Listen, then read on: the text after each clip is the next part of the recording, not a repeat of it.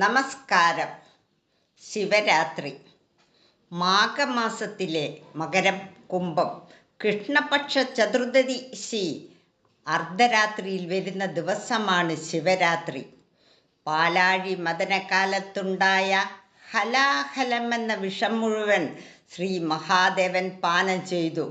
ആ വിഷബാധ ബാധിക്കാതിരിക്കാൻ ഉപവസിച്ച് ഭഗവതി ദാനം ചെയ്തു. പരമശിവന് നീലകണ്ഠത്തിൽ സംഭവിച്ച ഈ ദിവസത്തെയാണ് ശിവരാത്രി എന്ന് പറയപ്പെടുന്നത്. സകല വ്രതങ്ങളും അനുഷ്ഠിച്ച ഫലം ശിവരാത്രി വ്രതം ഒന്നുകൊണ്ട് മാത്രം സിദ്ധിക്കും. ശ്രീകൃഷ്ണൻ കംസവധം ചെയ്ത ദിവസമാകയാൽ ശിവപ്രീതിയും വിഷ്ണുപ്രീതിയും ഒരേ വ്രതം കൊണ്ട് സിദ്ധിക്കും. ദ്രാവിഡ സംസ്കാര സങ്കല്പങ്ങളിലെ ഒരു ദേവനായിരുന്നു ശിവൻ. അതിൻ്റെ പിന്തുടർച്ചയാണ് കേരളീയാരാധന ശിവാരാധന മുന്നിൽ നിൽക്കാൻ കാരണം. പുരാതന കേരളത്തിലെ ശിവഭക്ത സാന്നിധ്യം ഏറ്റവും കൂടുതൽ ഉണ്ടായ സ്ഥലമാണ് ആലുവ ശിവരാത്രി. ആലുവപ്പുഴയിലെ ത്രിവേണി സ്നാനഘട്ടത്തിൽ സ്ഥിതി ചെയ്യുന്ന ശിവക്ഷേത്രത്തെക്കുറിച്ചൊരു ഐതിഹ്യമുണ്ട്. അനന്തക്കാട്ടിൽ വെച്ച് കാണാമെന്നറിയിച്ച് വില്യമംഗലത്ത് സ്വാമിയോട് യാത്ര പറഞ്ഞു പോയ ഉണ്ണികൃഷ്ണനെ അന്വേഷിച്ച് സ്വാമിയാർ നടക്കുന്നതിനിടയിൽ ഒരു ശിവരാത്രി ദിവസം ആലുവപ്പുഴയിലെ ത്രിവേണി സ്നാനഘട്ടത്തിൽ എത്തിച്ചേർന്നു. ഈ അവസരത്തിൽ വിശാലമായ മൺപുറത്ത് ഒരു ജട ഉണങ്ങാൻ വിരിച്ചിട്ടിരിക്കുന്നത് അദ്ദേഹത്തിൻ്റെ ദൃഷ്ടിയിൽപ്പെട്ടു. ശ്രീ പരമേശ്വരൻ്റെ ജടാമകുടമാണെന്ന് മനസ്സിലാക്കിയ സ്വാമിയാർ ജഡം ചികഞ്ഞു നോക്കിയപ്പോൾ ഒരു ശിവലിംഗം കിട്ടുകയുണ്ടായി. ശിവലിംഗം കിട്ടിയ ഉടനെ അയൽവാസികളുടെ സഹായത്തോടെ നിലവിളക്കും ഉണക്കലരിയും വരുത്തി കവുങ്ങിൻ പാളയിൽ നിവേദ്യമൊരുക്കി. പൂജയും കലശവും നിവേദ്യവും നടത്തി. സ്വയംഭൂവായിട്ടുള്ള ശിവലിംഗത്തിന് ശിവരാത്രി ഒഴികെയുള്ള ദിവസങ്ങളിൽ പുഴയുടെ കരക്കുള്ള ശിവക്ഷേത്രത്തിൽ നിത്യവും പൂജയും നടത്തും. ശിവരാത്രി വ്രതം അനുഷ്ഠിക്കാൻ നിർദ്ദേശിച്ചത് ഭഗവാൻ തന്നെയാണ് എന്നാണ് ഭക്തജന വിശ്വാസം. മഹാശിവരാത്രി വ്രതം എടുക്കുന്നവർ ശിവരാത്രിയുടെ തലേ ദിവസം മുതൽ പൊതുവ്രത നിഷ്ഠ പാലിക്കണം.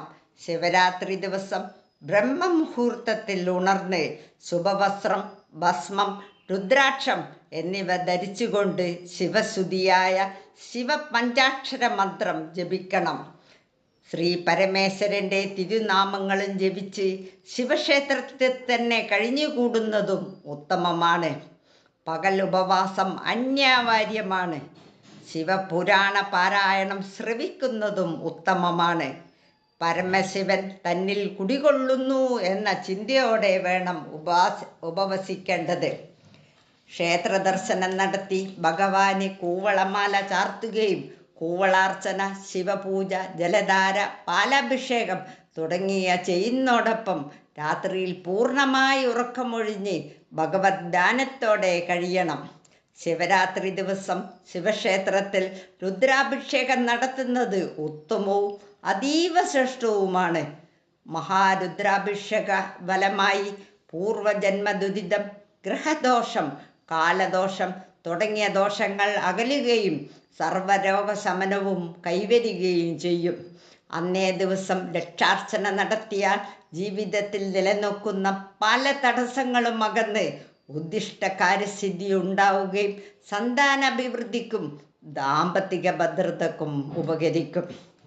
സീതയെ അന്വേഷിച്ച് പുറപ്പെട്ട ശ്രീരാമ ലക്ഷ്മണന്മാർക്ക് സീതയെക്കുറിച്ചുള്ള വിവരം നൽകിയപ്പോൾ മരണമടഞ്ഞ ജടായുവിൻ്റെ ഉദകക്രിയ ആലുവപ്പുഴയിലായതിനാലാണ് പിതൃതർപ്പണത്തിന് ഇവിടെ ഇത്രയും പ്രാധാന്യം കൈവരാൻ കാരണം. മാഘമാസ അഷ്ടക കാലം ഫെബ്രുവരി 18 ആരംഭിച്ച് ഫെബ്രുവരി 27 അവസാനിക്കും. ജീവിത ദുരിതങ്ങൾക്ക് കാരണമാകുന്ന നിരവധി ദോഷങ്ങളിൽ പ്രധാനമാണ് പിതൃദോഷം. പിതൃദോഷമുള്ളവർ ദേവപ്രീതിക്കായി ചെയ്യുന്ന പൂജകൾക്ക് പൂർണ്ണമായ ഫലപ്രാപ്തി ലഭിക്കാറില്ല. അതുകൊണ്ട് മാഘമാസത്തിലെ ഫെബ്രുവരി 18 മുതൽ ഫെബ്രുവരി 27 പിതൃപ്രീതി വരുത്തുന്നത് വളരെ ഉത്തമമാണ്. ഇപ്രാവശ്യത്തെ മഹാശിവരാത്രി 2025 ഫെബ്രുവരി 26 ബുധനാഴ്ചയാണ്. അടുത്ത വീഡിയോയിൽ കാണാം. നന്ദി, നമസ്കാരം.